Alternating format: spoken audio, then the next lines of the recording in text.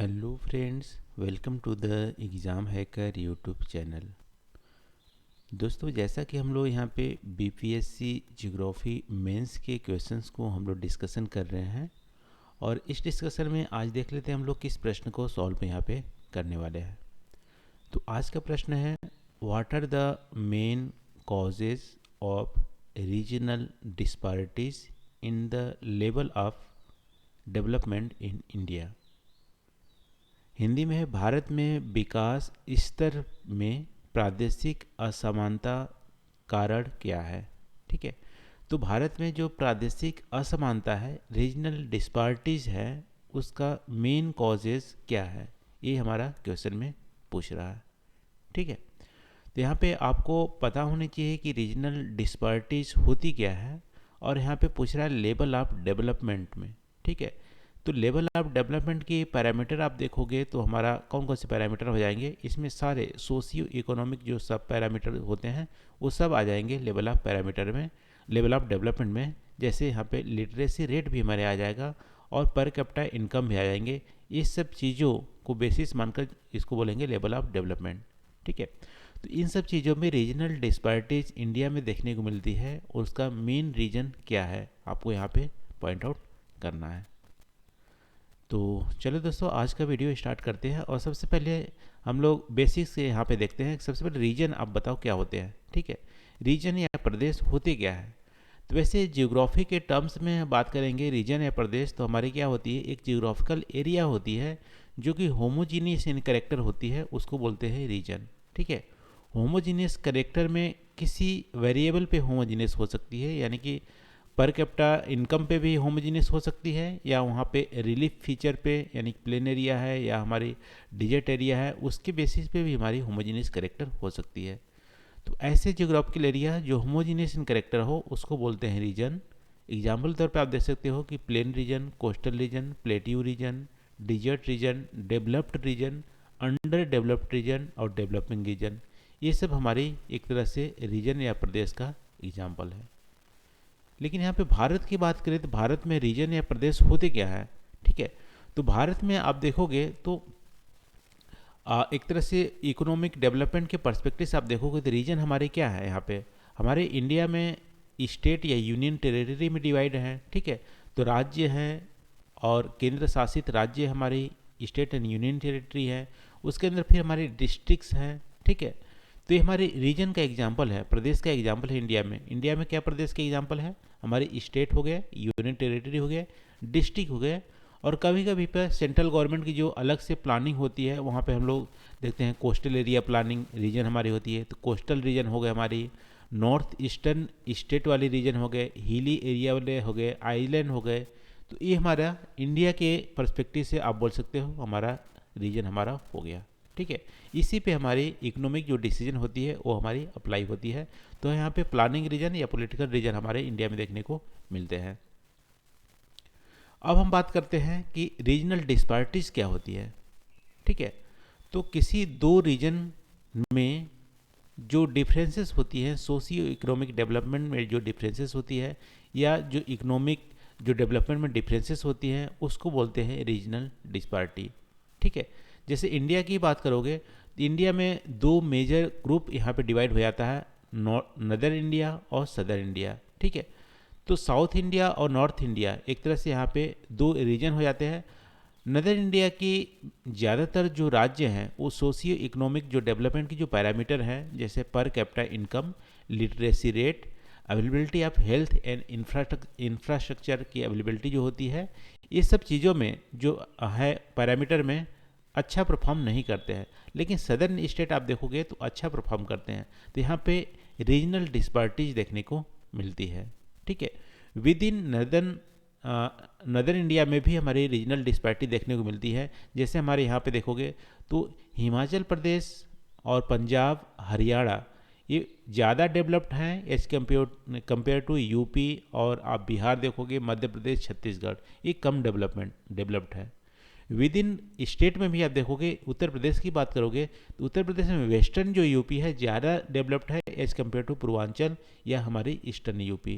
तो यहाँ पे रीजनल डिस्पैरिटीज आप बात करेंगे तो रीजनल डिस्पैरिटी हमारी एक तो पूरे इंडिया में 2 ग्रुप में भी डिवाइड हो जाता है, उसके अलावा भी आप देखोगे तो स्टेट वाइज भी हमारी, यानी 2 स्टेटों के बीच में भी रीजनल डिस्पार्टी है, और विद इन स्टेट भी आप देखोगे तो विद इन स्टेट भी हमारी रीजनल डिस्पार्टी देखने को मिलती है। महाराष्ट्र में भी, गुजरात में भी, सब जगह आपको रीजनल डिस्पार्टी देखने को मिलती है। तो यहाँ पे रीजनल डिस्पैरिटी का मतलब है कि दो जो हमारी रीजन है उसके बीच में अनइक्वल ग्रोथ, ठीक है, उसको बोलते हैं रीजनल डिस्पैरिटी। और अनइक्वल ग्रोथ या लेवल ऑफ डेवलपमेंट के पैरामीटर जो हमारी हैं उसको मापते हैं per capita income, literacy rate, availability of health and education facilities, basic infrastructure availability यानी कि रोड की अवेलेबिलिटी, अदर अवेलेबिलिटी, यहाँ पे लेवल ऑफ इंडस्ट्रियलाइजेशन, जैसे नदर्न स्टेट में लेवल ऑफ इंडस्ट्रियलाइजेशन आप देखोगे तो बहुत ही कम है as compare to southern state, ठीक है। तो रीजनल डिस्पैरिटी का सिंपल मतलब है यहाँ पे लेवल ऑफ डेवलपमेंट जो होती है वो अलग अलग रीजन में अलग अलग है। तो ये हम लोग इंडिया में देख लिए रीजनल डिस्पैरिटीज। अब हम लोग आते हैं मेन कॉजेज़ क्या है। वैसे आप देखोगे टाइप ऑफ रीजनल डिस्पैरिटीज तो हम लोग देखे थे ग्लोबल लेवल पे, आप देखोगे तो 2 कंट्रीज़ के बीच में रीजनल डिस्पैरिटी होती है वो ग्लोबल लेवल पर होती है। इंडिया में इंटर स्टेट हमारी रीजनल डिस्पैरिटी है, जैसे बिहार आप देखोगे और आप महाराष्ट्र देख लो, ठीक है, दोनों को करोगे तो इंटर स्टेट हमारी रीजनल डिस्पैरिटी है। इंट्रा स्टेट यानी कि स्टेट के अंदर ही, जैसे western UP, Purvanchal, rural, urban हमारी डिस्पैरिटी देखने को मिलती है। अब बात करते हैं क्वेश्चन में जो पूछ रहा है कि कॉजेज़ क्या है रीजनल डिस्पैरिटी, यानी इंडिया में इतनी ज़्यादा डिस्पैरिटी या अलग अलग वर्ड में डिस्पैरिटी होने का मेन कॉजेज़ क्या है। तो इंडिया की स्पेसिफिक बात करेंगे तो हमारी 5 मेजर कॉजेज़ यहाँ पे देखने को मिलते हैं। पहला है हमारी हिस्टोरिकल फैक्टर्स भी हमारे कुछ है, जियोग्राफिकल फैक्टर्स भी है, political factors, location specific factor, इसमें हमारी technology, level of technology development भी आ जाएंगे, और सोशियो कल्चर फैक्टर्स, ठीक है। तो एक एक करके हम लोग देखते हैं क्या हमारी मेन रीजन है। देखो हिस्टोरिकल फैक्टर्स में जाएंगे तो हमारी बहुत ही पुरानी हिस्ट्री रही है, यानी कि हर जियोग्राफिकल जो रीजन है इंडिया में उसकी अलग ही पुरानी हिस्ट्री रही है। जैसे आप कॉलोनियल पीरियड से पहले भी आप बात करोगे तो यहाँ पे जैसे मराठा का अलग ही कल्चर है, उनकी अलग ही हिस्ट्री है, तमिलनाडु साइड की अलग ही हिस्ट्री है, ठीक है, बिहार की अलग हिस्ट्री है, नॉर्दर्न स्टेट की अलग हिस्ट्री है। थोड़ा सा वैसे सिमिलरिटीज़ हैं लेकिन उसकी हिस्ट्री या जो रूल करने वाले हैं अलग अलग है। इनके चलते भी वहाँ पे लेवल ऑफ डेवलपमेंट में हमारी डिफरेंसेस आती है। लेकिन हम कॉलोनियल पीरियड की बात करें तो हमारी ब्रिटिशर जब यहाँ पे राज्य कर रहे थे तो उस समय आप देखोगे ब्रिटिशर ने 3 सिटीज़ पे मेजर फोकस किया। अपने जो आप बोल सकते हो कि जो वहाँ पे डेवलपमेंट किए वो 3 सिटी पे इन्वेस्टमेंट किए, 3 सिटी पे मेजर किए, जो कि मुंबई, कोलकाता और चेन्नई। इन 3 सिटी के अलावा रेस्ट ऑफ इंडिया में उतनी ज़्यादा उन्होंने इन्वेस्टमेंट नहीं किया, सिर्फ एक्सप्लॉयटेशन किया। इसके चलते 3 जो सिटीज़ हैं वो हमारी ज़्यादा डेवलप्ड हो गए। उसके सराउंडिंग रीजन, जैसे मुंबई की सराउंडिंग रीजन, कोलकाता की और चेन्नई की जो सराउंडिंग रीजन है वो हमारी ज़्यादा डेवलप्ड हो गए, और अदर हमारी एरिया हमारी डेवलपमेंट से हमारा छूटा रह गया, अछूत रह गया, ठीक है। तो हिस्टोरिकल फैक्टर्स भी हमारी हैं लेवल ऑफ डेवलपमेंट यहाँ पे रीजनल डिस्पैरिटीज़ में। दूसरी बात करते हैं जियोग्राफिकल फैक्टर्स। जियोग्राफिकल फैक्टर्स में जियोग्राफी की स्पेसिफिक कुछ हमारी लोकेशन होती हैं वो ज़्यादा ग्रो करती हैं।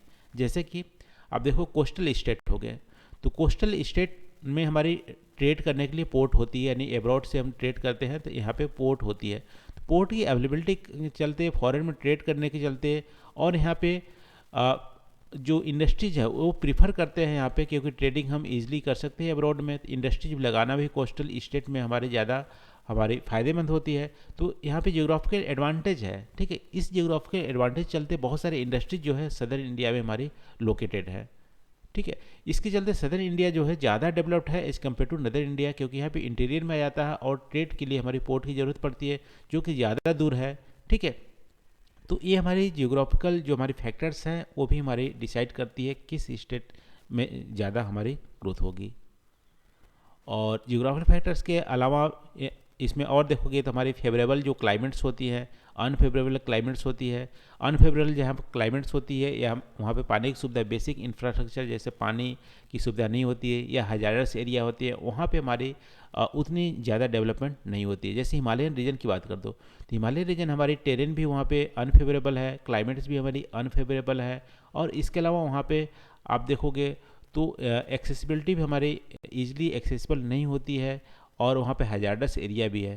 तो इन सब चीज़ों के चलते हिमालयन रीजन में आप इंडस्ट्रीज़ को नहीं लगा सकते, या उतनी ज़्यादा डेवलपमेंट आप वहाँ पे नहीं कर सकते हो जितनी सदर्न इंडिया में या अदर लोकेशन में आप कर सकते हो। सेम हमारी अप्लीकेबल होता है डिजर्ट एरिया में, ठीक है। तो जियोग्राफिकल फैक्टर्स भी हमारी मेन रिस्पॉन्सिबल है। जैसे बिहार की बात कर लो, तो बिहार हमारी इतनी ज़्यादा पिछड़ा हुआ क्यों है? क्योंकि वहाँ पे बहुत सारे जो लैंड्स हैं वो हमारी फ्लड से हमारी अफेक्टेड होती है, ठीक है। इतनी ज़्यादा फ्लड होती है, यानी 50% ज़्यादा वहाँ पे लैंड हमारी फ्लड से अफेक्टेड होती है, और उसके चलते आप देखोगे कि वहाँ पे उतनी ज़्यादा इंडस्ट्रीज़ को आप नहीं लगा सकते हो, ठीक है। अदर फैक्टर्स भी है, लेकिन यहाँ पे जियोग्राफिकल फैक्टर्स भी है। एग्रीकल्चर के अलावा बिहार में बहुत ज़्यादा ऑप्शन देखने को नहीं मिलता है।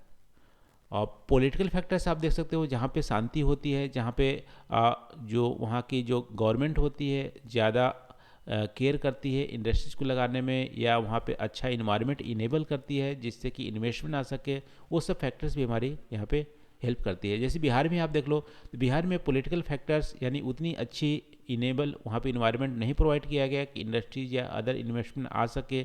जो भी इन्वेस्टमेंट वहाँ पे आता था वो हमारे वहाँ से बाहर चला जाता है। इवन बिहार के लोग ही दूसरी जगह इन्वेस्ट करते थे, बिहार में नहीं करते थे, ठीक है। और इनके सब तमिलनाडु आप देख लो, या आंध्र प्रदेश देख लो, तेलंगाना देख लो, तो वहाँ पे ऐसा इन्वायरमेंट इनेबल किया जाता है कि लोग वहाँ पे आके इन्वेस्ट करते हैं, ठीक है। तो पॉलिटिकल फैक्टर्स भी हमारी डेवलपमेंट या रीजनल डिस्पैरिटी भी हमारी यहाँ पे हेल्प करती है। इसके अलावा जो हमारी लोकेशन स्पेसिफिक फैक्टर्स, ठीक है, कुछ जो हमारी लोकेशन होते हैं वो हमारी जैसे मिनरल रिच होते हैं। जैसे आप बात करो बोकारो स्टील सिटी या भिलाई, यहाँ पे लोकेशन स्पेसिफिक फैक्टर्स चलते यहाँ पे कुछ इंडस्ट्री जो हमारे यहाँ पे है यहाँ पे अट्रैक्ट हुई है। जैसे स्टील की इंडस्ट्री यहाँ पे लगी हुई है। जो छोटा नागपुर जो प्लेटिव है वहाँ वाले रीजन में देखोगे तो हमारी लोकेशन स्पेसिफिक हमारी वहाँ पे एडवांटेज है, ठीक है। इसके चलते भी कुछ इंडस्ट्रीज या कुछ जो लोकेशन हमारी ज़्यादा वहाँ पे डेवलप्ड हो जाती है। और इसके अलावा आप देखोगे तो साइंस एंड जो हमारी टेक्नोलॉजी की डेवलपमेंट है वो भी हमारी फेवरेबल यहाँ पे कंडीशन इनेबल करती है।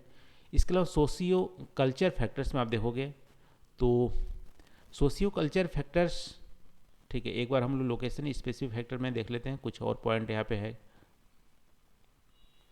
हाँ देखो, लोकेशन स्पेसिफिक फैक्टर्स में हमारी जो और पॉइंट है कि कुछ जो हमारी लोकेशन होते हैं वो स्पेशल इकोनॉमिक जोन के पास होते हैं, ठीक है। स्पेशल इकोनॉमिक जोन के पास होंगे, जैसे मुंबई वाले रीजन के पास यदि जो इलाका है वो हमारी ज़्यादा ग्रो करेगा एज कम्पेयर टू जो आइसोलेटेड रीजन है वहाँ से, ठीक है। यदि मार्केट के पास है, पोर्ट हमारी एक्सेस है, एक्सेसिबिलिटी है, तो ऐसे रीजन हमारी वहाँ पे ग्रोथ ज़्यादा होती है। और दूसरे जो रीजन इन सब चीज़ों की अवेलेबिलिटी नहीं होती है वहाँ पे हमारी ग्रोथ उतनी अच्छी नहीं होती है। इसके चलते रीजनल डिस्पैरिटी भी हमारी बढ़ती है। फिर सोशियो कल्चर फैक्टर्स आप बात करोगे तो सोशियो कल्चर फैक्टर्स में देखो अल्टीमेट लोग हैं वहाँ के लोग का नेचर क्या है वो डिपेंड करता है कि वहाँ पे ग्रोथ कैसी होगी, ठीक है। जैसे मान लो गुजरात और राजस्थान या महाराष्ट्र वाले रीजन में जो है वहाँ पे बिजनेस वाले जो सोसाइटी है या बिजनेस माइंडसेट वहाँ पे ज़्यादा हावी होता है। इसके चलते वो अपना सेविंग करते हैं अर्निंग से, और सेविंग को इन्वेस्ट करते हैं और फिर मनी को मल्टीप्लाई करते हैं। तो जहाँ भी गुजराती या राजस्थानी वाले आप देखोगे जो पीपल रहते हैं वो ज़्यादा ग्रो करते हैं।